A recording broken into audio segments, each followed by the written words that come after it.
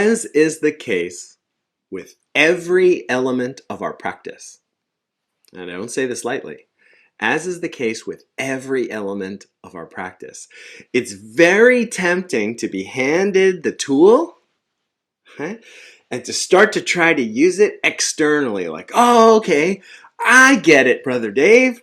Now I'm going to do all this work, right, to love and understand all these other people so that they'll stop disappointing me. Right? It's very easy to do that. Right? But what I want you to hear is the opposite. I want you to hear that all of these tools that we're talking about are really good at helping me love and understand myself. I am the person that I am having the most difficult conversations with. I am the person that I am in the most disharmony with. I am with me 24 hours a day. I disappoint myself all the time. I'm constantly mad at myself for getting up too late or failing to send the email on time, or, on and on and on. And so we think that the way to greater harmony, to harmony in our life, is by putting a lot of energy into producing harmony with others. And that does help.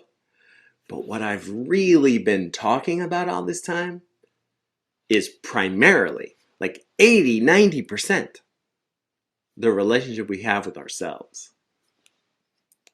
The real harmony that we need, the real harmony that will give us the power to do the hard, sometimes thankless work of producing harmony with others, is putting energy into harmony inside of oneself.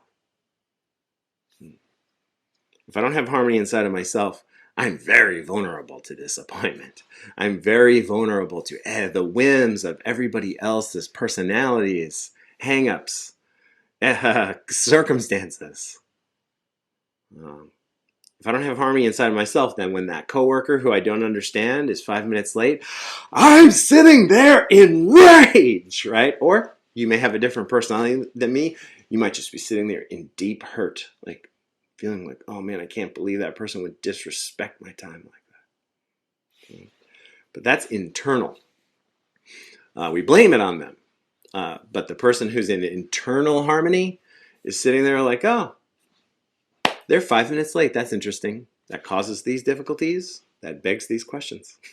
Right? They're much more calm about it because they've taken care of themselves. They're less dependent on external causes and conditions to be happy.